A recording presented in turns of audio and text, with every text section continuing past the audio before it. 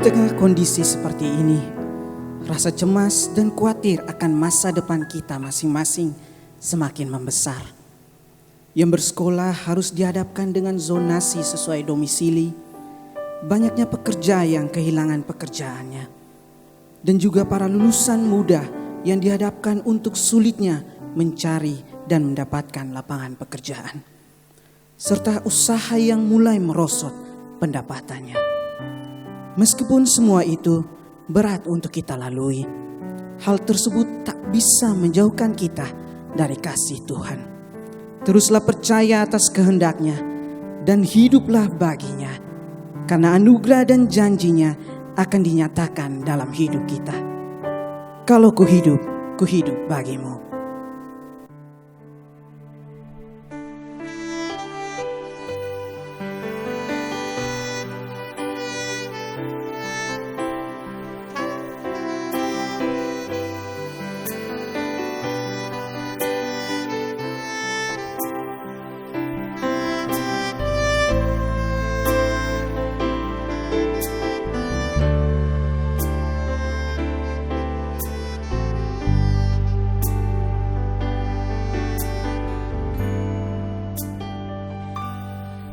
Yesus, kau kebenaran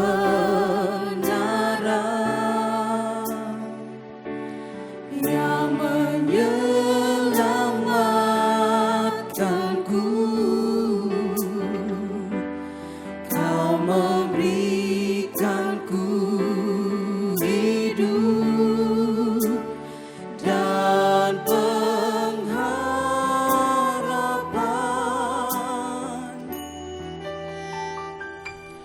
Ku ikut kehendak-Mu,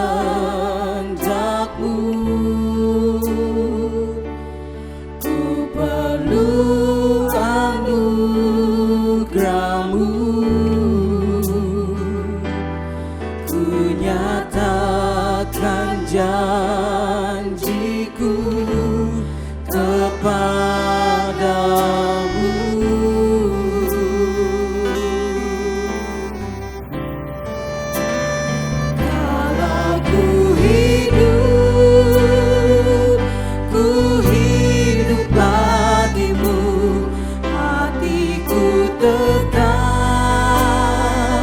Tetap menyembah-Mu, dunia tak bisa menjauhkanku dari kasih-Mu.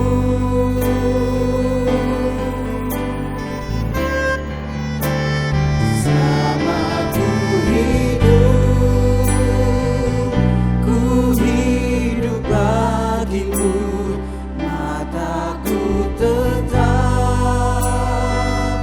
Tetap memandang-Mu, dunia tak bisa menjauhkanku dari kasih-Mu. Yesus, kau kebenaran yang menyelamatkanku. Yesus, kau kebenaran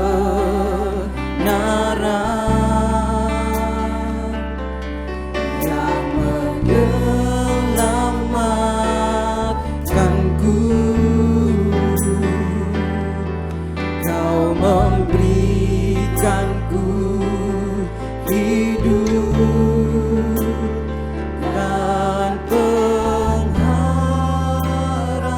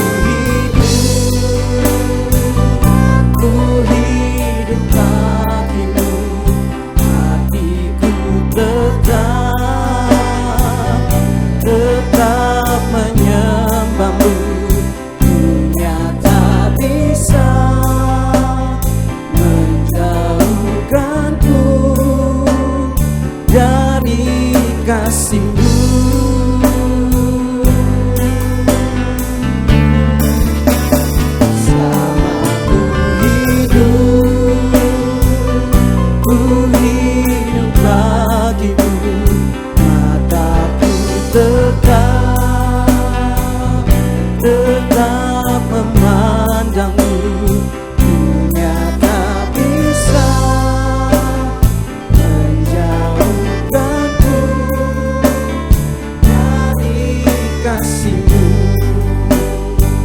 Kalau ku hidup,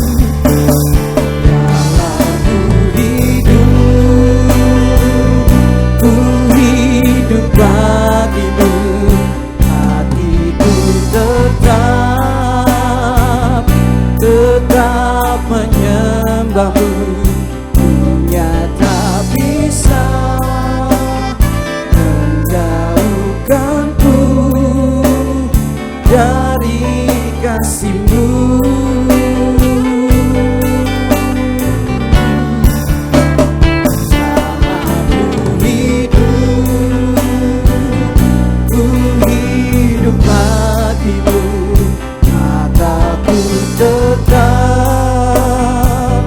Tetap memandang-Mu.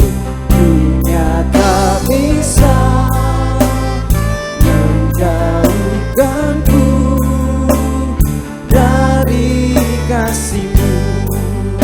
Dunia tak bisa menjauhkanku. Dunia tak bisa menjauhkanku dari kasih-Mu.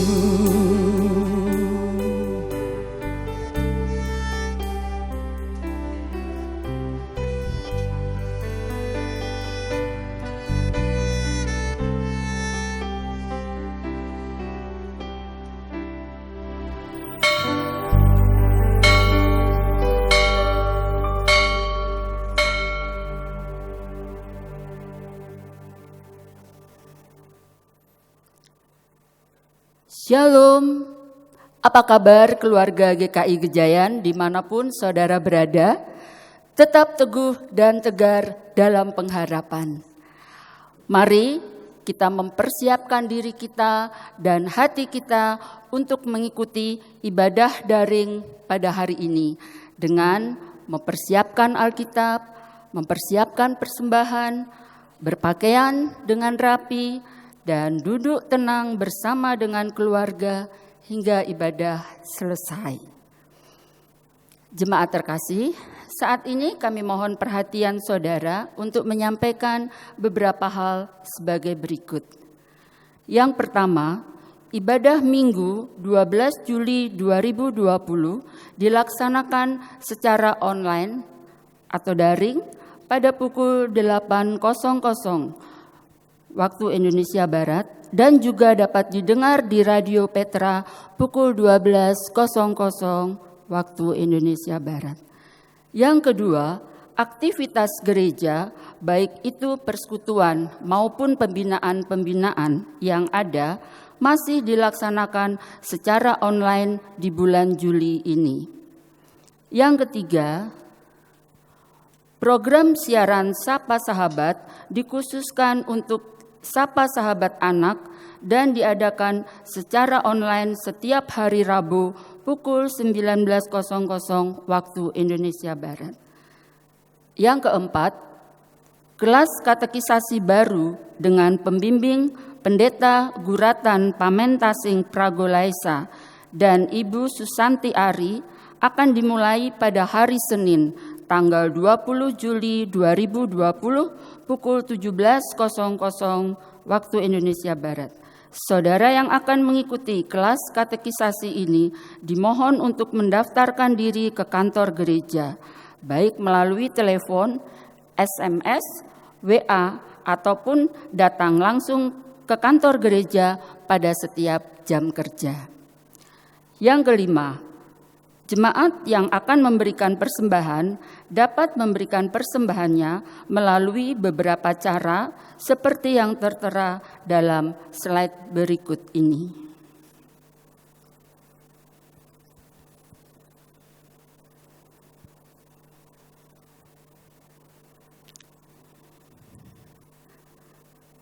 Yang keenam, GKI Gejayan membuka program Gejayan Tetulung, merupakan satu program yang diangkat dari realitas keprihatinan akibat pandemi COVID-19 dan dikemas dalam bentuk seperti pasar online yang bertujuan untuk saling menolong dalam hal perekonomian jemaat.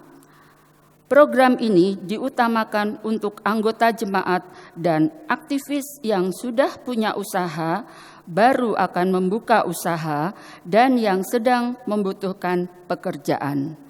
Informasi selengkapnya dapat dibaca dalam Warta Jemaat. Yang ketujuh, tanggap darurat COVID-19 diwujudkan dalam bentuk kegiatan seperti dalam slide berikut ini.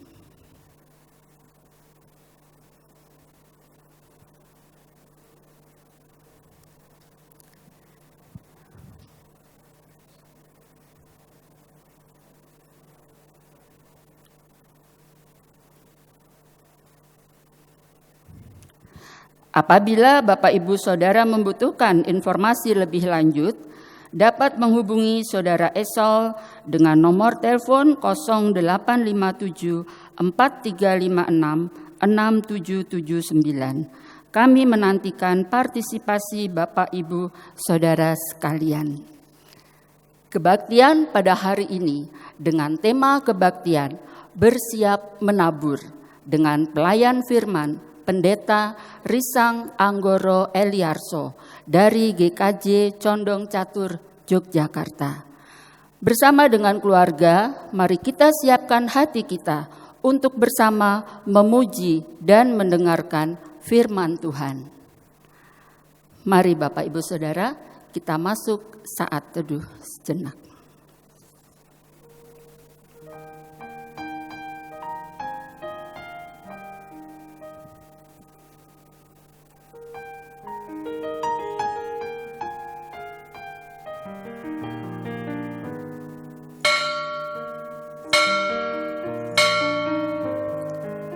Shalom, selamat hari Minggu Bapak, Ibu, Saudara-saudari terkasih sekalian dimanapun berada saat ini. Mari kita awali ibadah kita saat ini dengan bersama-sama mau memujikan, kunyanyikan kasih setia Tuhan.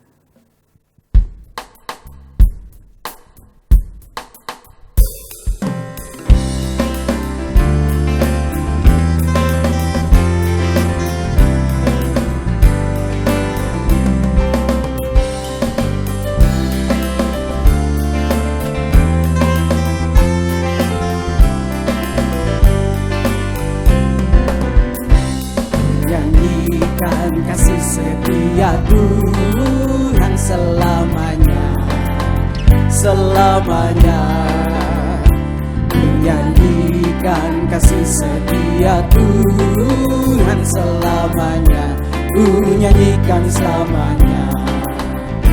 Tuturkan tajammu kasih setia Tuhan, tuturkan tajammu kasih setiamu turun-temurun, menyanyikan kasih setia Tuhan selamanya, selamanya.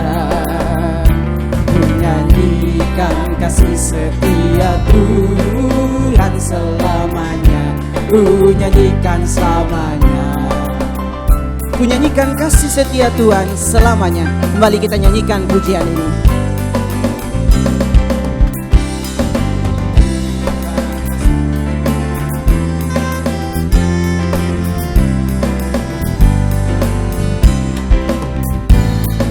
Menyanyikan kasih setia Tuhan selamanya, selamanya. Kasih setia Tuhan selamanya, ku nyanyikan selamanya. Tuturkan tajammu kasih setiamu Tuhan, tuturkan tajammu kasih setiamu turun-temurun, menyanyikan kasih setia Tuhan selamanya, selamanya. Ku nyanyikan kasih setia Tuhan selamanya, ku nyanyikan selamanya.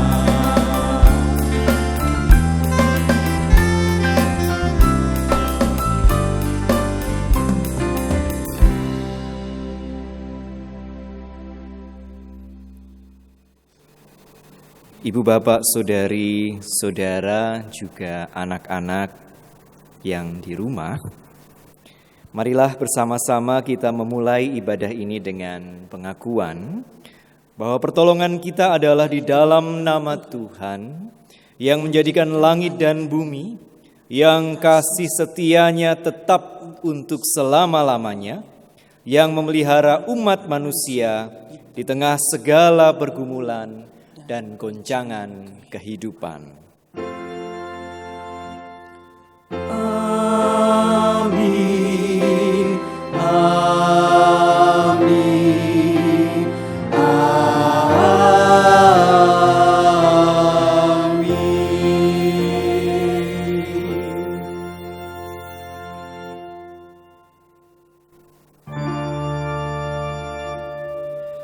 Salam bagimu, salam bagimu, salam, salam. damai Kristus besertamu. Salam, salam.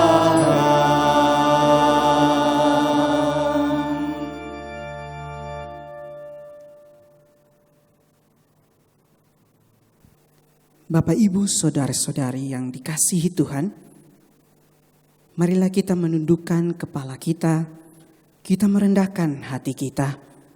Kita mau mengakui segala dosa dan kesalahan kita di dalam doa.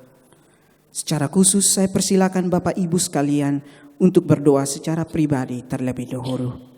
Mari kita berdoa.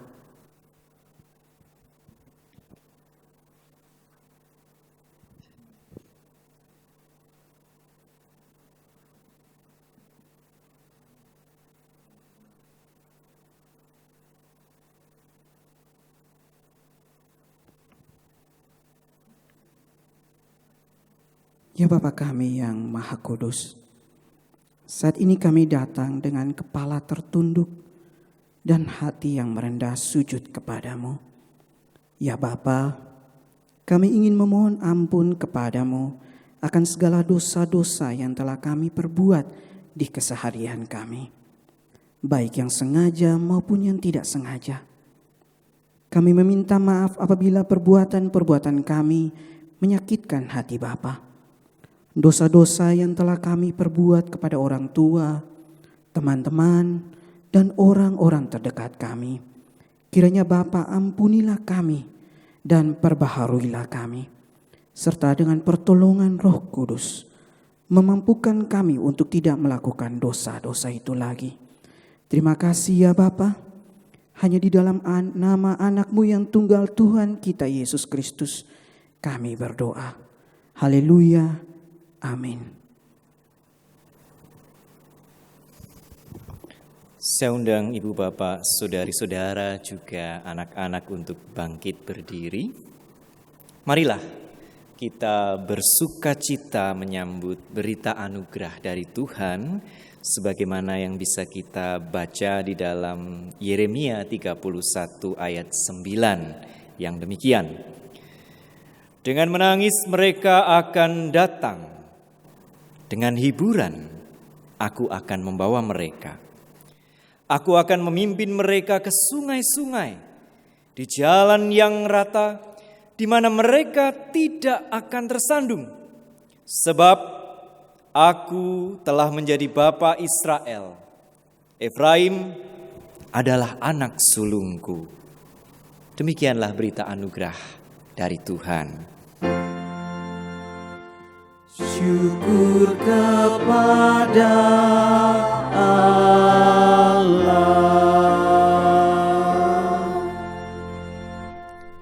Yesus berkata, "Akulah jalan dan kebenaran dan hidup. Tidak seorang pun datang kepada Bapa kalau tidak melalui aku. Percayalah karena di dalam nama Tuhan pasti ada keselamatan kekal."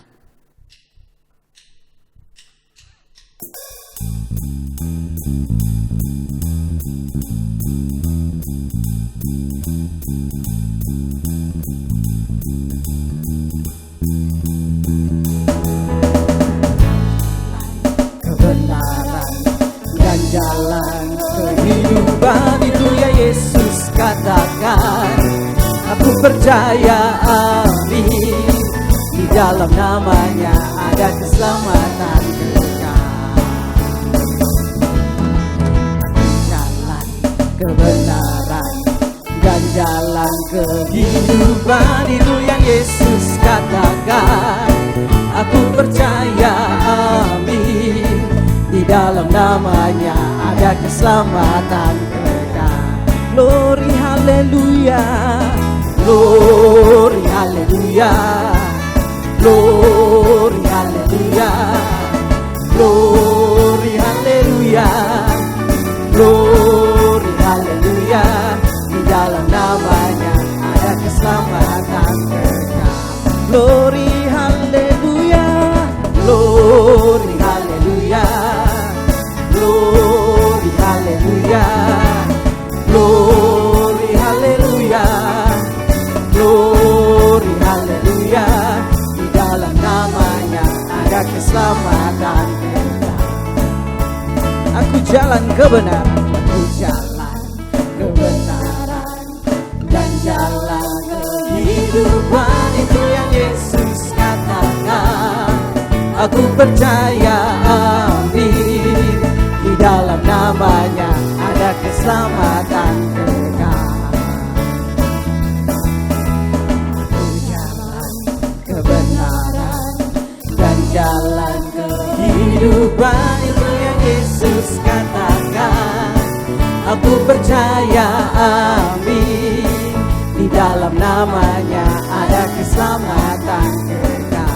Glory haleluya, glory haleluya, glory haleluya, glory haleluya, glory haleluya. Di dalam namanya ada keselamatan kekal. Glory haleluya, glory haleluya, glory haleluya, glory haleluya, glory haleluya.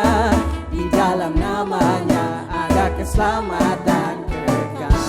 Glory haleluya, glory haleluya, glory haleluya, glory haleluya, glory haleluya. Di dalam namanya ada keselamatan kekal. Di dalam namanya ada keselamatan kekal. Di dalam namanya ada keselamatan kekal. Di dalam namanya ada keselamatan kekal. Di dalam namanya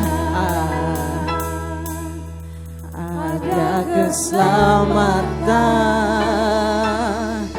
kekal.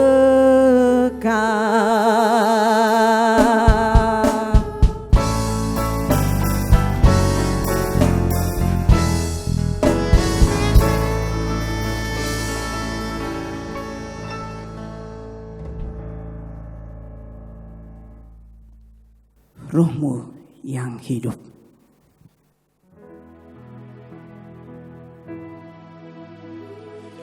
Hati untuk jamahanmu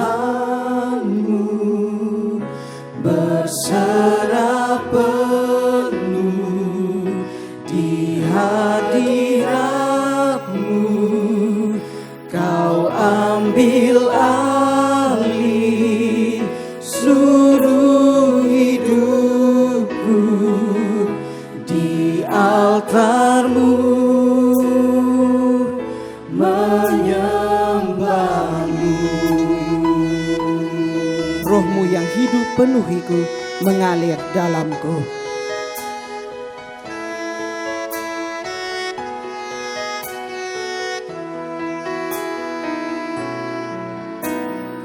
Roh-Mu yang hidup penuhiku, mengalir dalamku.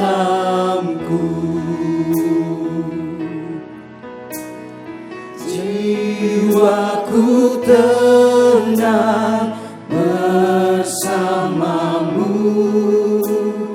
dalam naungan-Mu.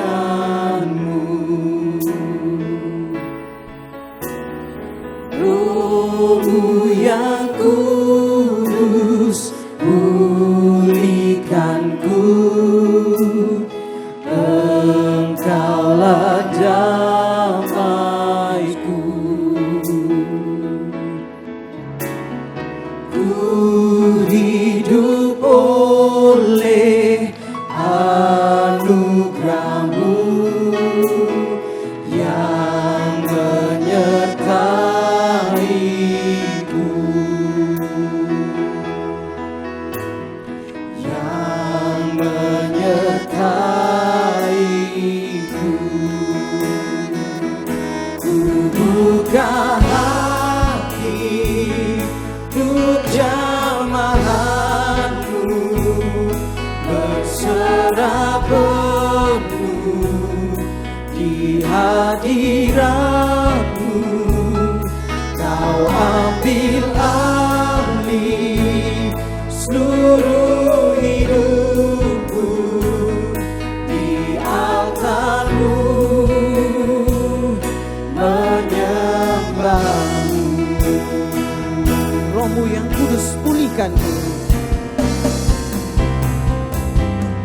Roh-Mu yang kudus pulihkanku, Engkaulah damaiku. Ku hidup oleh anugerah-Mu yang menyertaiku, yang menyertaiku.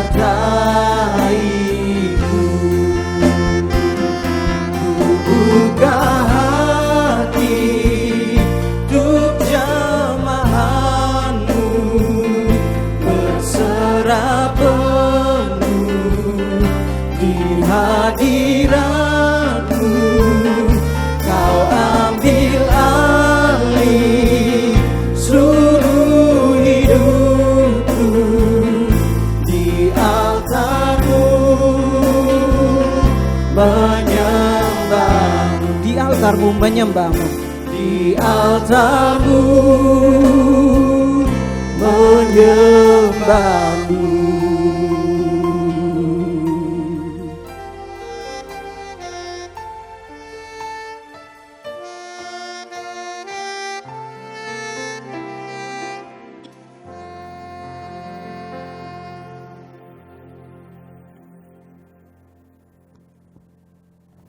Mari kita bersatu di dalam doa.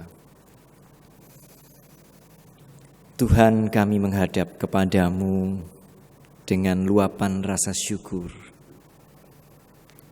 Karena kami orang-orang yang penuh dengan kelemahan, berulang melakukan kesalahan, dan tak terbilang menindakkan dosa ini, masih beroleh anugerah pengampunan-Mu.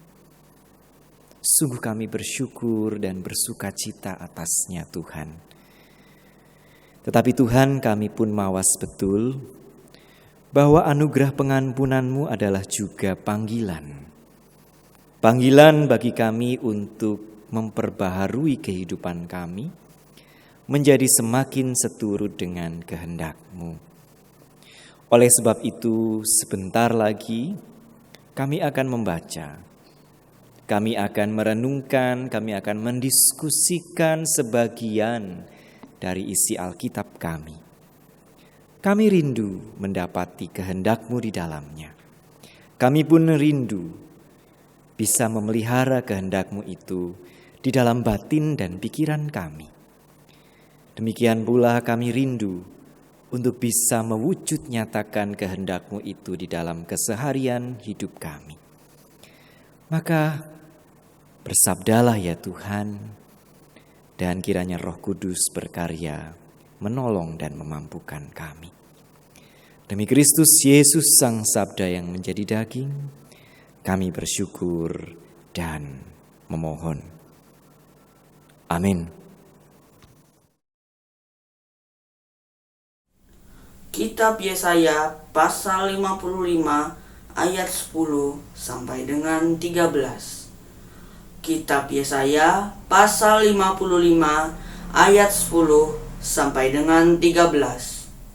Sebab seperti hujan dan salju turun dari langit dan tidak kembali ke situ, melainkan mengairi bumi, membuatnya subur dan menumbuhkan tumbuh-tumbuhan, memberikan benih kepada penabur dan roti kepada orang yang mau makan.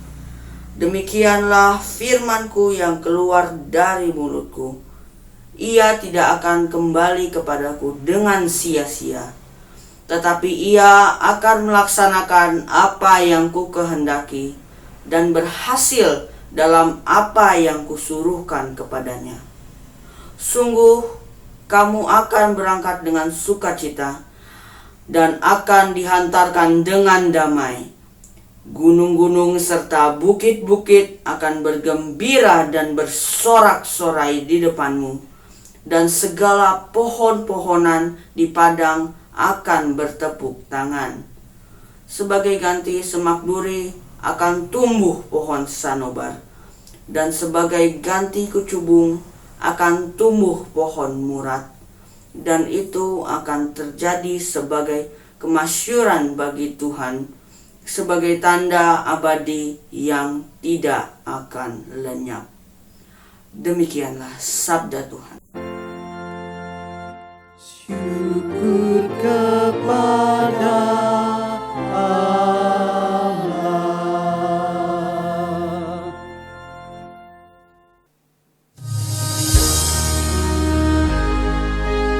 Mazmur 65.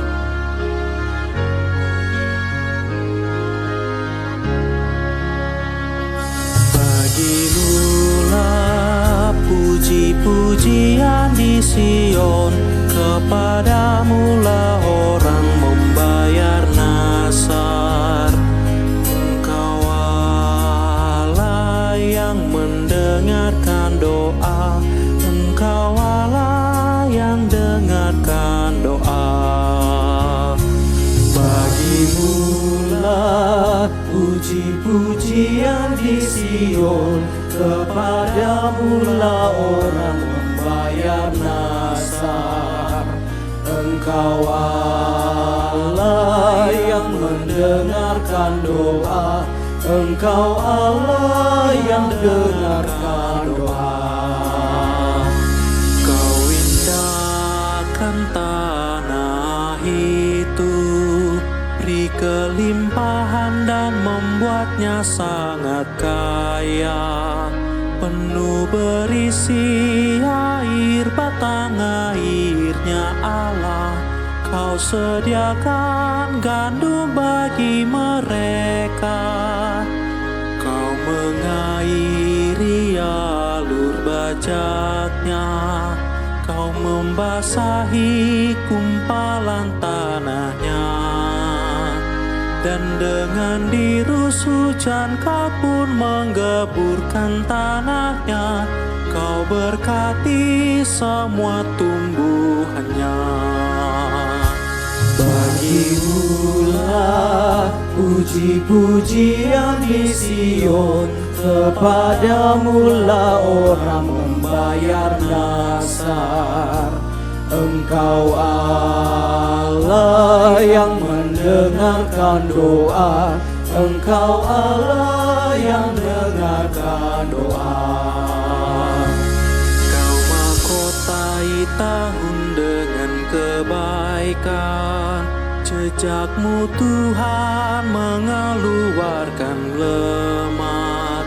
Tanah gurun pun menitik bukit langit bersorak-sorai, padang rumput berpakaikan kambing domba, lembah-lembah semua subur berselimutkan gandum, semuanya bersorak dan bernyanyi. Bagimulah puji-pujian di Sion, kepadamulah orang membayar nasar. Engkau Allah yang mendengarkan doa, Engkau Allah yang dengarkan doa.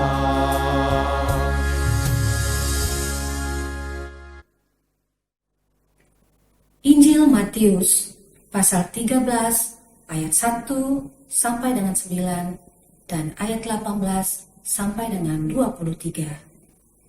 Injil Matius pasal 13 ayat 1 sampai dengan 9 dan ayat 18 sampai dengan 23. Pada hari itu keluarlah Yesus dari rumah itu dan duduk di tepi danau. Maka datanglah orang banyak berbondong-bondong lalu mengurumuni dia, sehingga ia naik ke perahu dan duduk di situ. Sedangkan orang banyak semuanya berdiri di pantai. Dan ia mengucapkan banyak hal dalam perumpamaan kepada mereka. Katanya, adalah seorang penabur keluar untuk menabur. Pada waktu ia menabur, sebagian benih itu jatuh di pinggir jalan. Lalu datanglah burung dan memakannya sampai habis. Sebagian jatuh di tanah yang berbatu-batu, yang tidak banyak tanahnya. Lalu benih itu pun segera tumbuh karena tanahnya tipis. Tetapi sesudah matahari terbit, layulah ia dan menjadi kering karena tidak berakar. Sebagian lagi jatuh di tengah semak duri, lalu makin besarlah semak itu dan menghimpitnya sampai mati. Dan sebagian jatuh di tanah yang baik, lalu berbuah. Ada yang 100 kali lipat, ada 60 kali lipat, ada yang 30 kali lipat. Siapa bertelinga, hendaklah ia mendengar. Ayat 18. Karena itu, dengarlah arti perumpamaan penabur itu. Kepada setiap orang yang mendengar firman tentang kerajaan sorga, tetapi tidak mengertinya, datanglah si jahat dan merampas yang ditaburkan dalam hati orang itu. Itulah benih yang ditaburkan di pinggir jalan. Benih yang ditaburkan di tanah yang berbatu-batu ialah orang yang mendengarkan firman itu dan segera menerimanya dengan gembira. Tetapi ia tidak berakar dan tahan sebentar saja. Apabila datang penindasan atau penganiayaan karena firman itu, orang itu pun segera murtad. Yang ditaburkan di tengah semak duri ialah orang yang mendengarkan firman itu. Lalu kekhawatiran dunia ini dan tipu daya kekayaan menghimpit firman itu sehingga tidak berbuah. Yang ditaburkan di tanah yang baik ialah orang yang mendengarkan firman itu dan mengerti, dan karena itu ia berbuah. Ada yang 100 kali lipat, ada yang 60 kali lipat, ada yang 30 kali lipat. Demikianlah Injil Yesus Kristus. Berbahagialah setiap orang yang menerima berita Injil, menyimpan dalam hati, dan melakukannya dalam hidup setiap hari. Haleluya.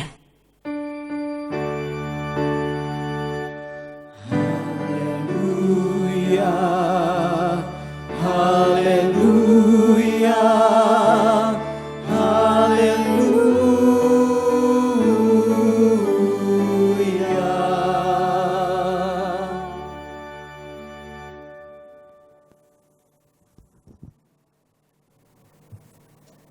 Selamat pagi, Ibu Bapak, Saudari dan Saudara.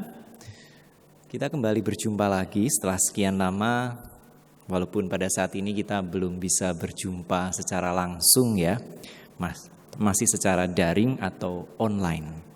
Nah, kendati tadi kita bersama-sama menyimak beberapa bahan bacaan, tetapi perkenankan saya untuk memusatkan perhatian, mengajak kita terutama membicarakan bahan bacaan Injil kita, yakni dari Matius 13 ayat 1 sampai 9, 18 sampai 23. Karena nanti akan kelihatan bahwa dari satu bahan bacaan saja ada banyak hal sebetulnya yang perlu kita cermati dan kita renungkan bersama.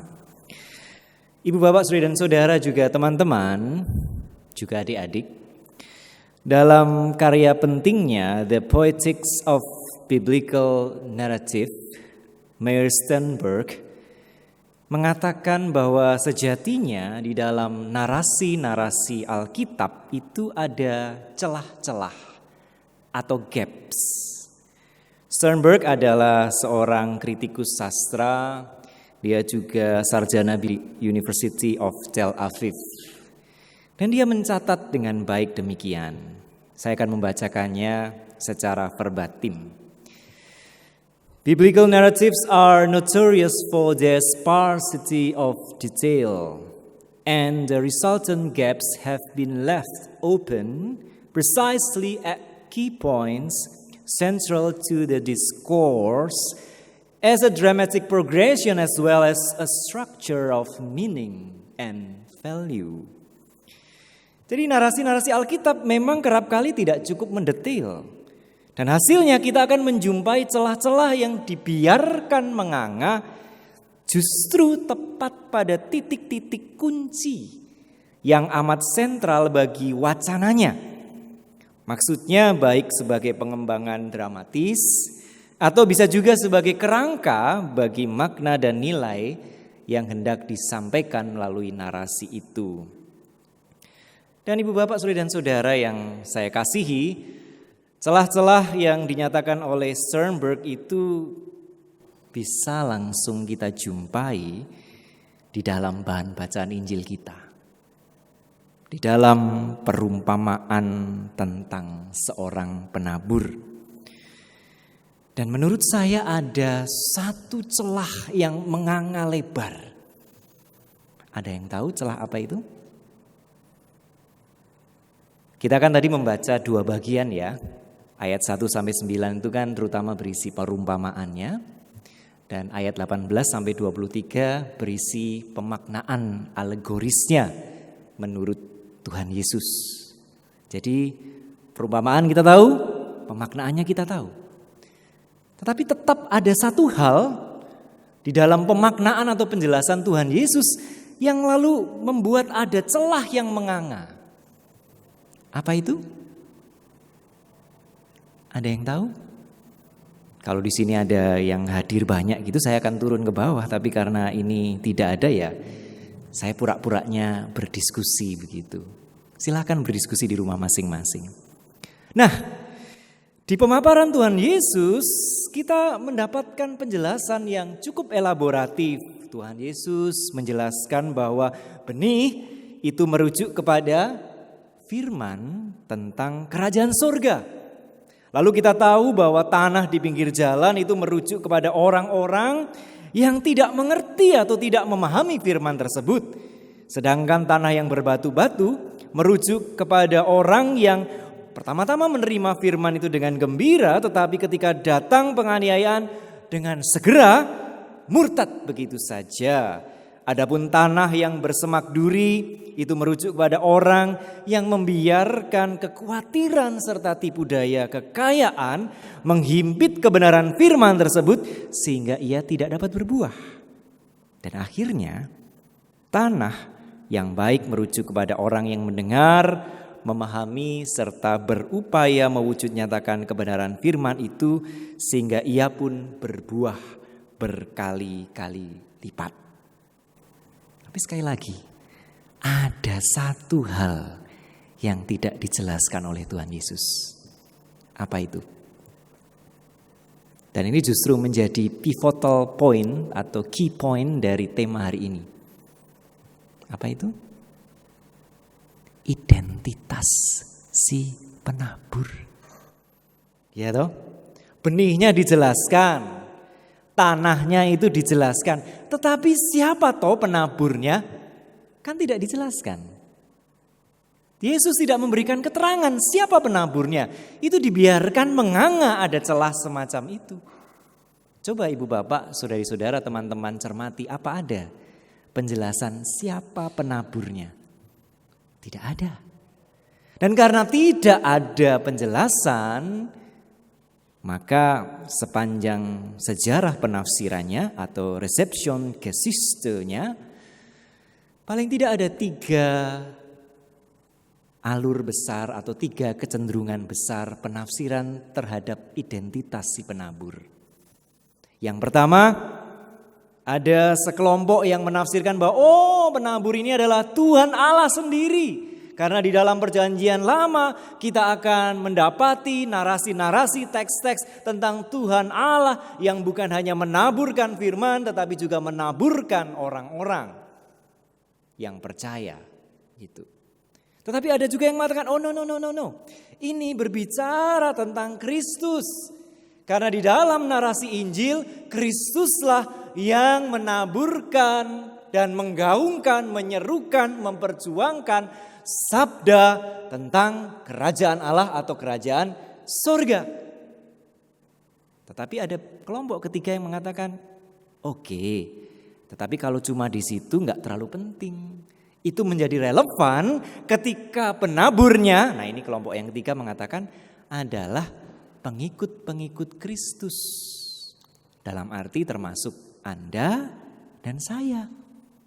Yang lalu dipanggil untuk juga menaburkan, dipanggil untuk juga menyebarkan sabda tentang kerajaan surga atau kerajaan Allah. Dan tampaknya penyusun tema kebaktian pada saat ini mengambil posisi yang ketiga. Melalui tema bersiap menabur, Anda dan saya diingatkan bahwa kita harus senantiasa bersiap menabur, kita harus senantiasa bersiap mewartakan firman Allah dalam kondisi apapun. Bukan tugas kita untuk menilai apakah si A itu termasuk tanah di pinggir jalan, si B itu termasuk tanah berbatu, si C itu tanah bersemak duri, si D itu tanah yang baik, jadi saya hanya menabur di si D saja. Itu bukan tugas kita. Kita harus menabur kepada siapapun. Bukan juga terutama tugas kita untuk memerangi, saya mau memerangi burung-burungnya. Saya mau memindahkan batu-batuannya dan memecahkan batu-batuannya. Saya mau membersihkan semak durinya. Oh tidak. Tugas kita terutama dan pertama-tama menabur. Jadi kalau Pak Presiden Jokowi itu punya semboyan kerja, berarti pesannya saat ini adalah menabur. Selesai dong khotbahnya. Nggak sampai 25 menit, padahal di sini tulis 25 menit. Gimana dong? Nah, saya juga kepikiran waktu di rumah, loh kok cepet banget ya? Kok sudah very very obvious ya? Wes ketok gitu loh, kita menabur, selesai. Kita pulang, gitu kan? Nah, karena perumpamaan itu senantiasa memberi ruang kepada jamak penafsiran.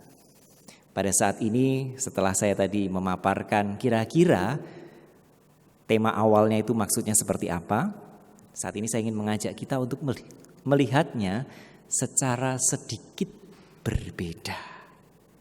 Semoga saya tidak dimarahi oleh yang membuat tema nantinya. Semoga.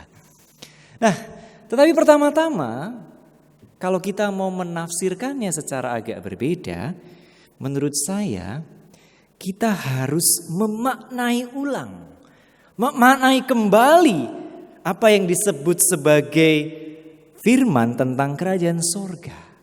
atau ton logon tes basileias.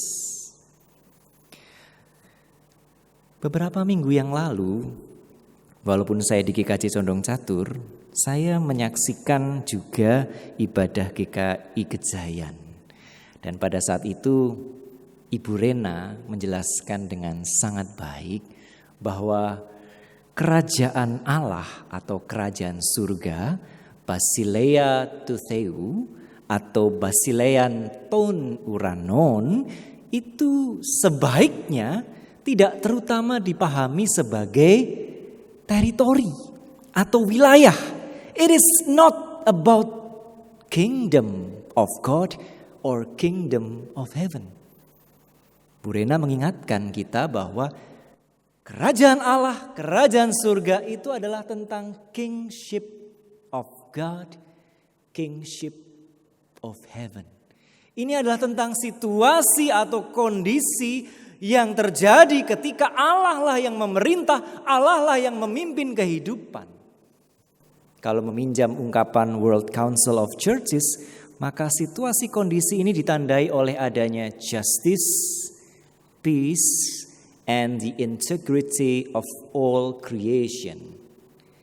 Keadilan, perdamaian, dan kesejahteraan atau keutuhan segenap ciptaan. Nah, itu kita perluas. Ketika kita memahami kerajaan Allah secara luas seperti itu, maka ton logon tes basileas itu, sabda atau kata-kata tentang kerajaan itu bisa dimaknai secara lebih luas juga.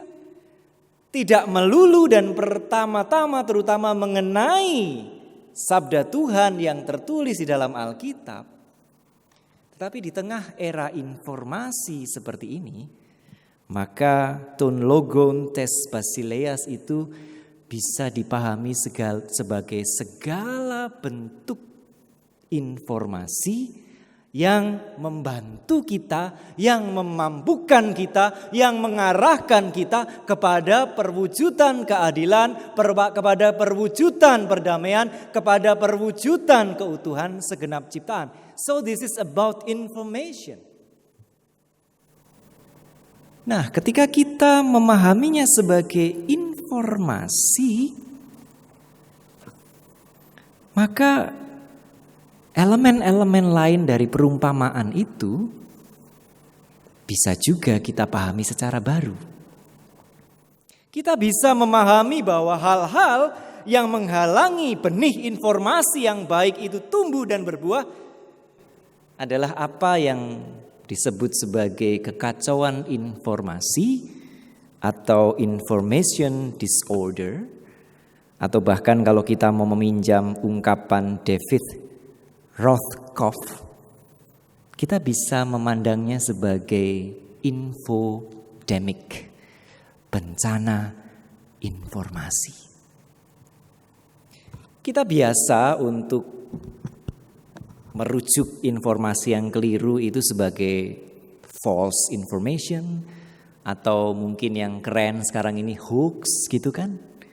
Tetapi sebetulnya di dalam pemerhati informasi, mereka memilah bahwa paling tidak ada 3 kategori information disorder, kekacauan informasi, atau 3 kategori infodemic. Paling tidak ada 3. Yang pertama adalah misinformasi. Apa itu misinformasi? Misinformasi itu adalah informasi yang kontennya, isinya keliru, tetapi secara tidak sengaja disebarluaskan, diceritakan, dijalarkan, dipaparkan. Kenapa? Karena orang yang menyebarluaskan, menjalarkan, dan memaparkannya enggak dong. Jadi dia pikir itu benar, padahal itu salah. Lalu dia melakukan misinformasi. Nah, menurut saya misinformasi ini di dalam perikop atau di dalam perumpamaan kita bisa disetarakan dengan tanah yang di pinggir jalan. Karena kata kuncinya adalah tidak memahami. Orang tidak memahami bahwa informasi ini salah, lalu disebarluaskan. Gitu kan? Sehingga akhirnya timbul kekacauan informasi, timbul bencana informasi. Kategori yang kedua adalah apa yang disebut sebagai disinformasi. Iki panganan opo maneh iki disinformasi. Bedanya apa? Kalau disinformasi ini kontennya salah dan orang yang menyebarkannya itu tahu kalau itu salah, tetapi dia sengaja menyebarkan informasi yang salah itu, konten yang salah itu untuk tujuan dan kepentingan tertentu. Nah, mungkin ini bisa disejajarkan dengan tanah berbatu yang kering tadi. Mungkin. Lalu yang ketiga adalah apa yang disebut sebagai malinformasi. Wah, ini makanan apa lagi ya?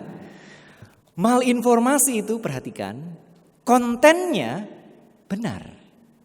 Tetapi konten yang benar, informasi yang benar ini digunakan secara keliru, disalahgunakan untuk tujuan-tujuan yang tidak baik, untuk tujuan-tujuan yang jahat. Maka disebut sebagai malum, artinya jahat atau tidak baik, information. Jadi sekali lagi, ini berbicara tentang sebetulnya informasinya benar, tetapi disalahgunakan untuk tujuan yang tidak benar. Sehingga dampaknya pun sekali lagi terjadi kekacauan informasi, bahkan bencana informasi. Dan ini mungkin bisa disejajarkan dengan semak duri yang menghimpit dan membunuh informasi yang baik. Bagi saya aplikasinya bisa banyak. Dan kita memang perlu membicarakan hal ini, mendiskusikannya silakan di tengah keluarga, bisa juga di PA-PA virtual kita. Karena sekali lagi kita memang hidup di tengah jagat informasi. Kita membutuhkan dan kita bergantung dan kita bertindak berdasarkan informasi yang kita terima. We act upon informations. Tetapi pada saat ini saya ingin mengajak kita untuk memusatkan perhatian kita pada relevansi kekacauan informasi ini, relevansi bencana informasi ini di tengah pandemi COVID-19. Bukankah ketiga kategori kekacauan atau bencana informasi tadi juga bisa kita jumpai? Ya enggak? Kita mulai dengan misinformasi. Wah, ini yang paling sering kita jumpai. Enggak usah jauh-jauh. Silakan Anda buka grup-grup WhatsApp Anda. Akan ada misinformasi. Salah satu contoh klasik misinformasinya, jadi ini informasi yang keliru tetapi orang-orang yang tidak paham bahwa ini keliru lalu dengan bersemangat menyebarluaskannya. Biasanya ditandai oleh ungkapan apa? Share dari grup sebelah gitu. Cuma sekedar berbagi dari grup sebelah gitu. Gitu kan? Salah satunya apa? Salah satunya adalah yang klasik, informasi keliru bahwa tes positif atau tidaknya COVID-19 itu cukup dilakukan secara independen dengan cara menahan napas. Ya enggak? Ya kan? Lalu ada yang mengatakan kalau bisa menahan napas 10 detik berarti Anda bebas COVID. Coba di sini, yang di rumah juga tahan nafas 10 detik. Tuh 2, 3, 4, 5, 6, 7, 8, 9, 10. Saya bisa lebih dari itu. Apakah itu berarti saya pasti bebas COVID? Oh tidak. Tetapi misinformasi ini lalu disebarkan dan masih banyak lagi contohnya. Misalnya yang juga dulu kelihatan banyak itu kan informasi bahwa kalau kita berjemur nanti virusnya mati. Sehingga saya lalu kalau keluar rumah itu lihat ada orang-orang yang biasanya takut hitam lalu beramai-ramai. Wah, saya pengen berjemur supaya virusnya mati. Mereka nggak tahu bahwa itu salah dan mereka menyebarluaskannya dan itu menimbulkan kekacauan informasi. Menimbulkan bencana informasi. Tetapi mungkin ini tidak terlalu parah, tidak terlalu jahat, karena memang orangnya nggak tahu. Masalahnya adalah ketika kita berbicara tentang disinformasi, informasi keliru yang disebarkan oleh orang yang pastinya tahu bahwa itu keliru, tetapi dengan alasan yang tidak bisa dipertanggungjawabkan tetap menyebarkan informasi keliru itu. Mau tahu contohnya? Contohnya adalah kalung antivirus yang heboh belakangan ini. Saya yakin bahwa yang menyebarkan informasi itu tahu betul bahwa eukaliptus itu belum teruji secara klinis, praklinis pun belum memiliki properti antivirus, tetapi orang-orang yang punya otoritas itu dengan seenak perutnya sendiri menyebarkan informasi bahwa kalung eukaliptus itu, fitofarmaka itu antivirus. Ini disinformasi. Siapa penyebar disinformasinya? Silakan ditebak sendiri daripada nanti ada yang bilang Kijang satu, ninu, gitu repot nanti. Lalu bagaimana dengan malinformasi? Bisakah saudari-saudara, ibu bapak menyebutkan contohnya? Salah satu contohnya adalah informasi dari beberapa pihak bahwa COVID-19 itu tidak semematikan Severe Acute Respiratory Syndrome (SARS) atau Middle East Respiratory Syndrome (MERS). Benar atau salah? Benar. Case fatality rate-nya COVID-19 itu cuma 2,3%. Jadi hanya 2,3 dalam tanda kutip, hanya 2,3% dari yang positif itu yang meninggal. Jauh dibandingkan SARS yang 9,5%. Apalagi dibandingkan MERS yang sampai 34,4%. Itu betul. Dicari jurnalnya ada, itu informasi yang betul. Tetapi informasi yang betul ini disalahgunakan untuk menyebarkan apa yang saya sebut sebagai toxic positivity, positivitas yang beracun. Karena orang jadi keblinger, orang lalu tidak menyadari betapa berbahayanya COVID-19 karena lalu tidak disebutkan bahwa kendati case fatality rate-nya lebih rendah, tetapi COVID-19 jauh lebih menular ketimbang SARS dan MERS. Itulah sebabnya SARS dan MERS tidak menjadi pandemi.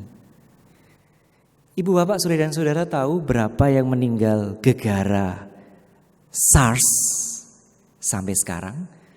Padahal SARS itu tahun 2003 hanya 774 orang. Berapa banyak yang meninggal gara-gara MERS yang muncul 2012 kalau saya tidak salah mengingat? Sekali lagi tanpa bermaksud mengecilkan casualty-nya, hanya 866 orang. Tetapi berapa yang meninggal gara-gara COVID-19? Yang baru merebak di akhir tahun 2019. Sampai awal Juli ini tidak kurang dari 544.000 orang. That's the gravity of this disease. Tetapi itu tidak diungkapkan. Sehingga orang lalu tidak memiliki sense of crisis. Orang merasa bahwa semuanya itu baik-baik saja. Akhirnya apa? Akhirnya kurva di negeri ini terus menaik dan orang sudah disibukkan berbicara dan mempersiapkan diri tentang new normal, tentang tatanan kehidupan baru. Seandainya malinformasi itu lalu tidak seperti itu. Seandainya orang lalu dipaparkan data yang seutuhnya, yang sesungguhnya, maka orang akan lalu berpikir ulang, apa itu new normal? Apakah memang itu berarti kembali normal? Apakah kita wajar, apakah kita bijak ketika kita dengan tergesa-gesa mengatakan bahwa ya mulai minggu depan, oh ya mulai bulan depan kita new normal? Enggak. Tetapi karena misinformasi, disinformasi, malinformasi itu terjadi, maka orang lalu tidak punya sense of crisis. Orang mulai nongkrong di kafe. Orang lalu mulai tidak menggunakan masker. Orang ketemu dengan banyak orang mengatakan, kan sudah normal, gak apa-apa kan. Yang penting imunnya kuat. Gitu. Itu yang terjadi. Sehingga pada saat ini ibu bapak saudari dan saudara, ketika kita mau menabur benih, maka berarti itu adalah menabur informasi yang benar. Menabur informasi yang tepat terkait dengan COVID-19. Bukan informasi yang menyenangkan. Bukan informasi yang baik. Bukan informasi yang membesarkan hati saja. Tetapi mari kita juga menabur, menyebarluaskan informasi yang benar. Betapapun itu mungkin tidak baik. Betapapun mungkin itu tidak menyenangkan. Betapapun mungkin itu tidak membesarkan hati. Bersiap menabur adalah juga berarti bersiap menanggulangi misinformasi, disinformasi, serta malinformasi yang kita jumpai. Itu. Karena sabda kerajaan Allah adalah sabda yang membawa kehidupan, bukan sabda yang membawa kematian, baik secara spiritual maupun secara fisiologis, baik secara rohani maupun secara jasmani. Jadi sekali lagi, taburkanlah informasi yang benar. Taburkanlah informasi yang terverifikasi. Taburkanlah informasi dari sumber-sumber yang bisa dipertanggungjawabkan kebenarannya dan keabsahannya di tengah COVID-19 ini. Supaya kita bisa mengurai bencana informasi. Kita bisa mengurai kekacauan informasi. Karena bagi saya hanya dengan demikianlah kita dan masyarakat kita benar-benar bisa mengantisipasi dan memasuki tatanan kehidupan baru atau new normal secara memadai. Tanpanya kita akan memasuki new normal dengan sangat gegabah.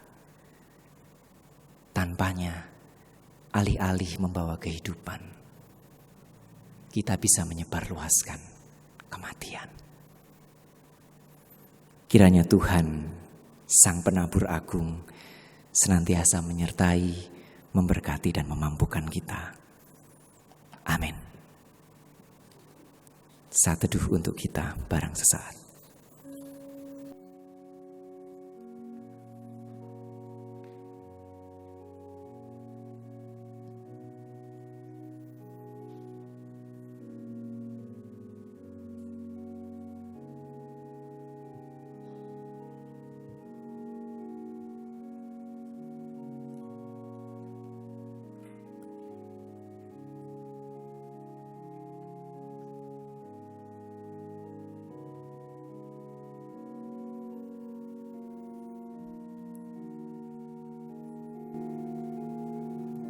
Mari kita bersatu dalam doa.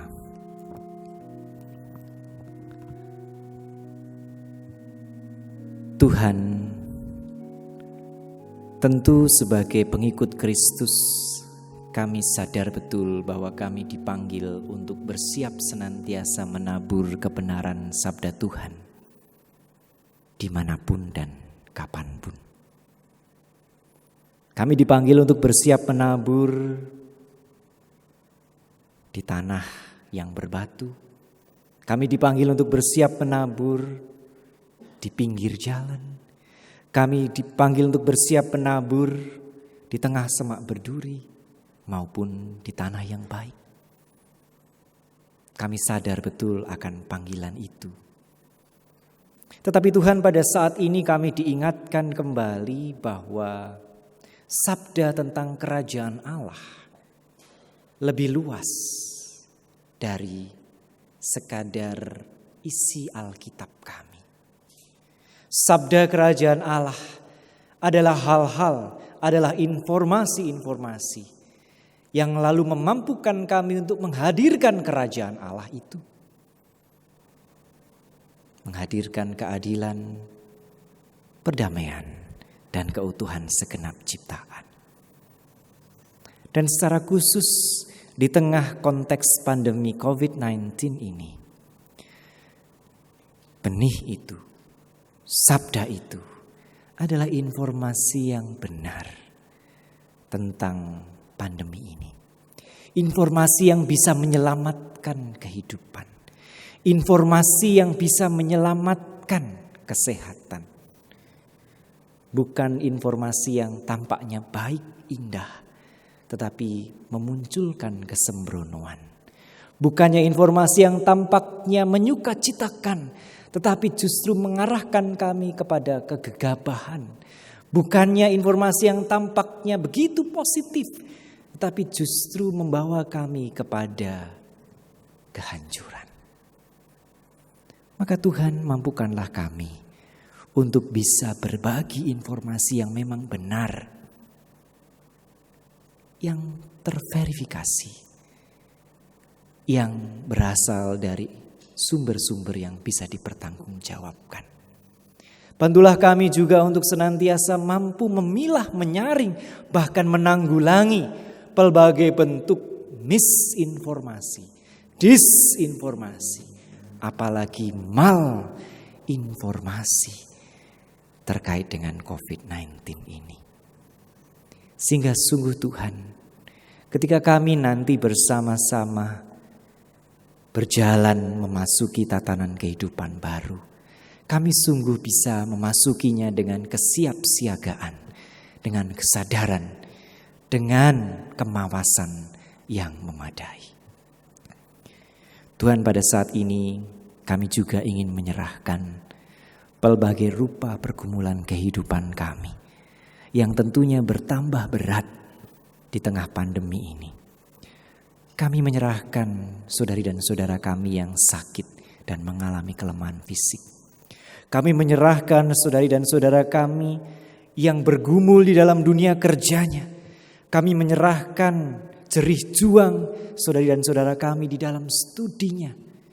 Kami menyerahkan segala bentuk perjuangan hidup saudari dan saudara kami yang sekali lagi tentunya menjadi kian kompleks, kian pelik di tengah COVID-19 ini.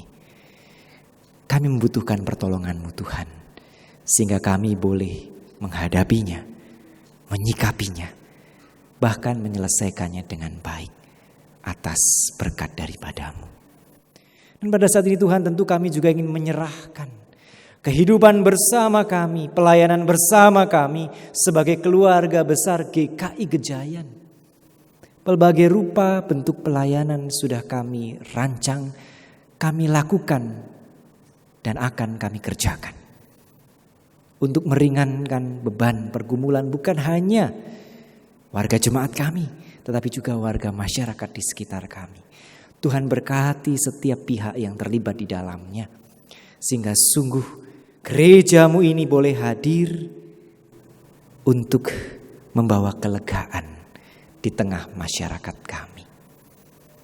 Dan Tuhan, tentu saja kami berdoa untuk bangsa dan negara kami. Secara khusus kami berdoa untuk pemerintah kami. Oh Tuhan, kami tahu betul bahwa ada banyak hal yang perlu dipertimbangkan. Ada banyak hal yang perlu dipikirkan. Ada banyak hal yang perlu ditangani oleh pemerintah kami di tengah pandemi COVID-19 ini. Kami sadar betul bahwa pemerintah kami tidak bisa sekadar mengindahkan informasi dari sisi medis dan epidemiologis. Pemerintah kami pun perlu mempertimbangkan informasi, situasi dan kondisi ekonomi, sosial maupun politis. Tetapi biarlah, kendati ini kompleks, kendati ini tidak mudah, itu tidak lantas menggoda sebagian pihak di jajaran pemerintahan kami atau di antara kami segenap anak bangsa untuk menyebarluaskan misinformasi, untuk menyebarluaskan disinformasi, apalagi malinformasi di balik dalih untuk tidak menyebabkan masyarakat menjadi panik. Biarlah kami masyarakat mendapatkan informasi yang memadai, yang memandu kami juga untuk bersikap secara memadai. Terima kasih Tuhan, terima kasih. Demi Kristus Yesus kami memohon, dan tentu saja kami senantiasa bersyukur. Amin.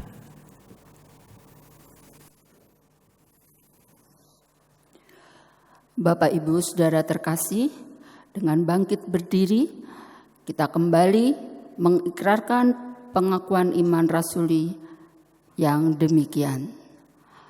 Aku percaya kepada Allah, Bapa yang Maha Kuasa, Khalik langit dan bumi, dan kepada Yesus Kristus, Anaknya yang tunggal Tuhan kita, yang dikandung dari Roh Kudus, lahir dari anak darah Maria, yang menderita sengsara di bawah pemerintahan Pontius Pilatus, disalibkan, mati dan dikuburkan, turun ke dalam kerajaan maut. Pada hari yang ketiga, bangkit pula dari antara orang mati, naik ke surga, duduk di sebelah kanan Allah, Bapa yang Maha Kuasa. Dan dari sana ia akan datang untuk menghakimi orang yang hidup dan yang mati. Aku percaya kepada Roh Kudus, gereja yang kudus dan am, persekutuan orang kudus, pengampunan dosa, kebangkitan orang mati, dan hidup yang kekal. Amin. Bapak Ibu Saudara terkasih, umat yang dikasihi Tuhan, marilah kita menyerahkan seluruh aspek hidup kita yang kita simbolkan dengan mata uang. Kiranya hidup dan pemberian kita menjadi persembahan yang kudus dan berkenan di hadapan Tuhan. Sambil mengingat Mazmur 126 ayat 5. Mari kita baca bersama-sama. Orang-orang yang benar dengan mencucurkan air mata akan menuai dengan bersorak-sorai. Bagi Tuhanlah kami mempersembahkan hidup dan karya kami.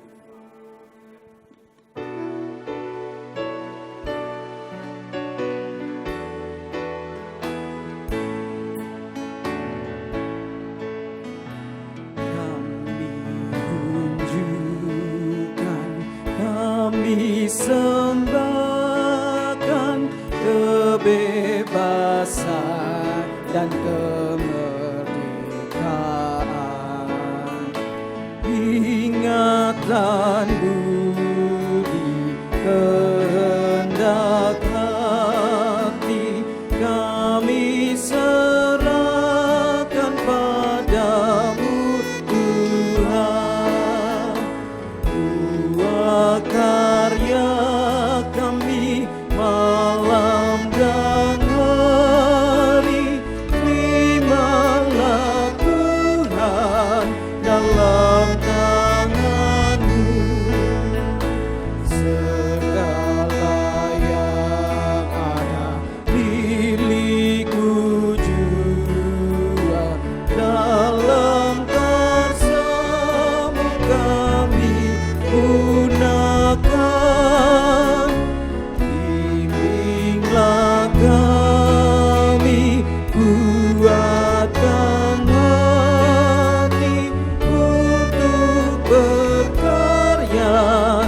bagi sesama,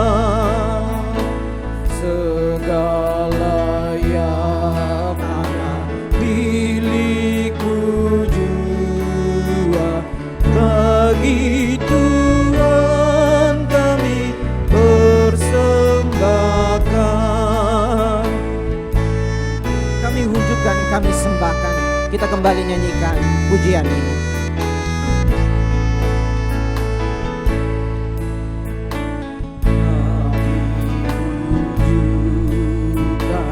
Kami sembahkan kebebasan dan kemerdekaan, ingatan budi kehendak hati kami serahkan padamu Tuhan. Buat karya kami malam dan hari, terimalah Tuhan dalam tangan-Mu. Segala yang ada milik-Mu jua, dalam karsa-Mu kami gunakan. Bimbinglah kami, kuatkan hati untuk berkarya bagi sesama. Segala yang ada milik-Mu jua, bagi Tuhan kami persembahkan.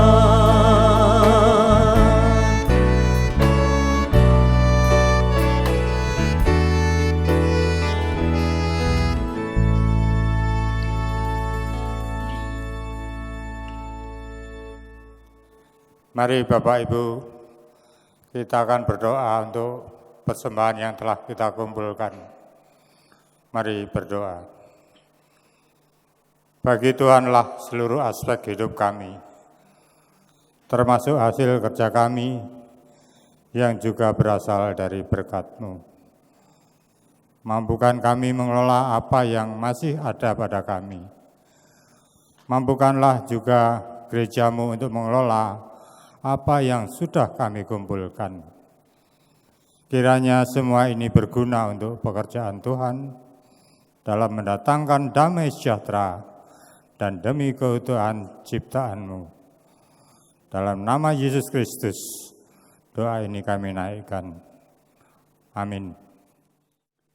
Marilah bersiap untuk kembali dan melanjutkan ibadah kita dalam keseharian hidup kita sebagai penutur cerita Tuhan Yesus dan cinta kasih-Nya.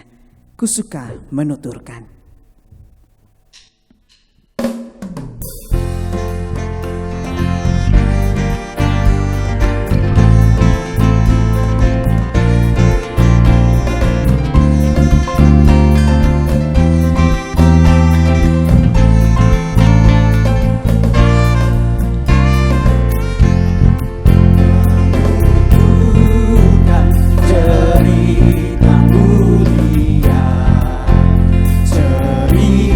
Tuhan Yesus dan cinta kasih-Nya, ku suka menuturkan cerita yang benar, penawar hati rindu, pelipur terbesar.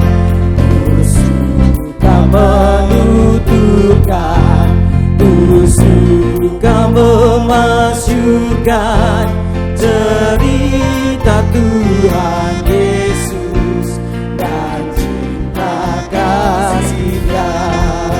Ku suka menuturkan cerita mulia yang sungguh melebihi impian dunia. Mari kita nyanyikan baiknya yang kedua.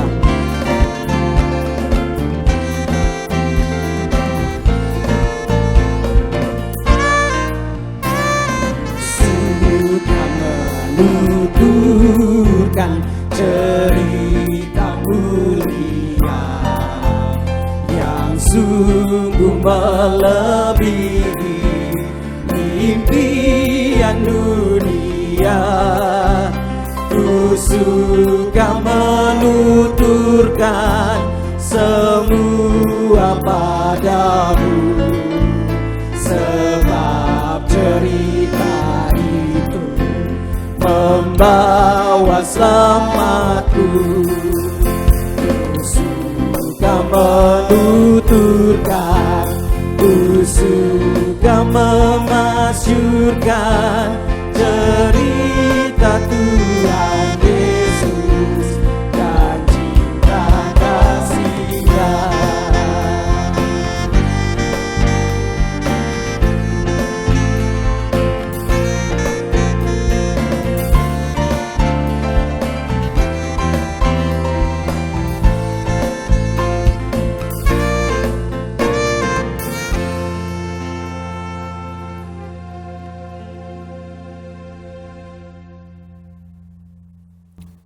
Ibu bapak, saudara dan saudara yang terkasih, bersama Tuhan, mari kita bersatu untuk bersama menanggung pergumulan dunia. Kami bersedia bersatu untuk bersama menanggung pergumulan dunia. Bawalah penghiburan dan pengharapan dari Tuhan bagi sesama. Kami mau menjadi alat penghiburan dan pengharapan dari Tuhan bagi sesama. Terangilah dan garamilah keluarga dan dunia. Kami bersuka cita menjadi terang dan garam dunia. Kini marilah kita menerima berkat Tuhan yang akan menguatkan dan meneguhkan kita mewujud nyatakan panggilan itu. Tuhan memberkati kita dan melindungi kita. Tuhan menyinari kita dengan wajah-Nya dan memberi kita kasih karunia. Tuhan menghadapkan wajah-Nya kepada kita dan memberi kita damai sejahtera.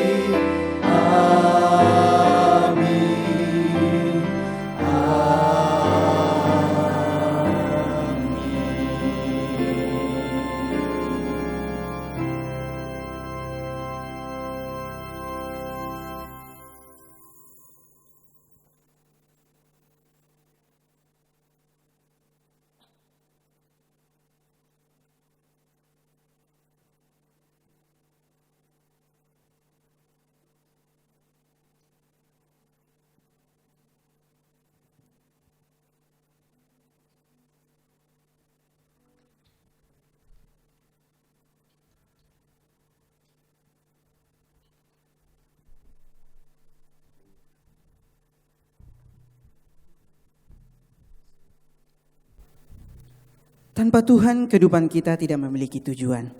Tanpa tujuan hidup, kita tidak memiliki makna.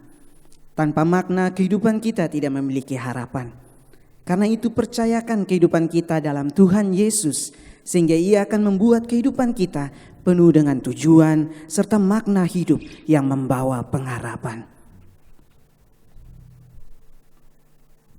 Selamat hari Minggu, Tuhan Yesus memberkati.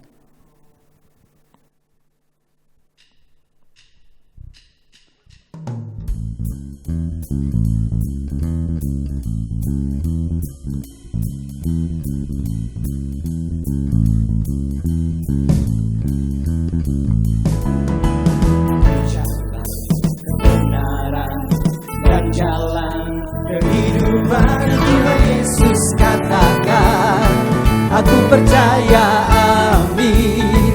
Di dalam namanya ada keselamatan kekal.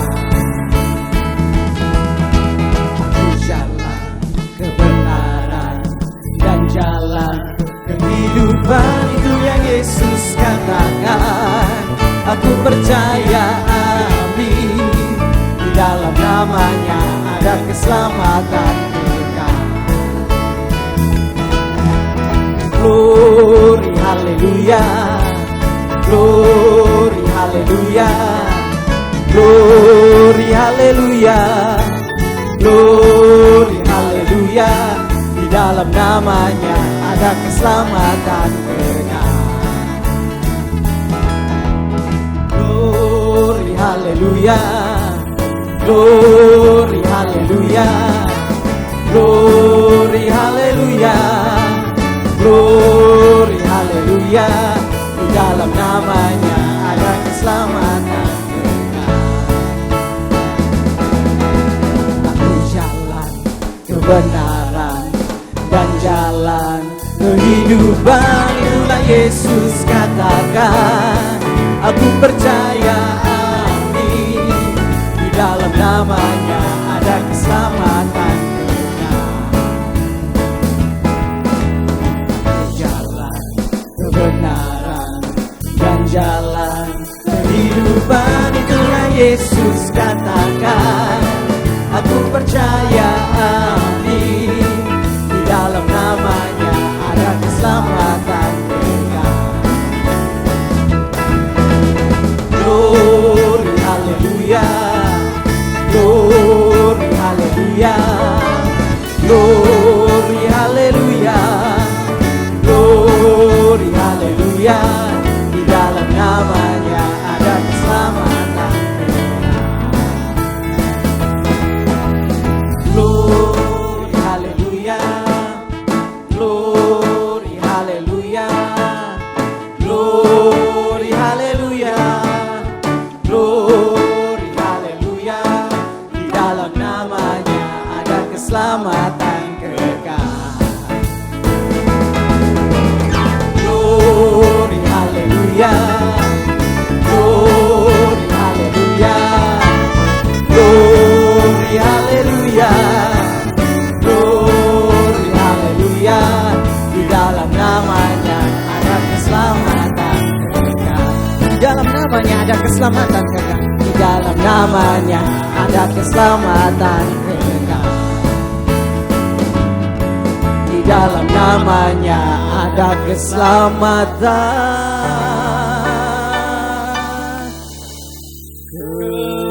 kekal.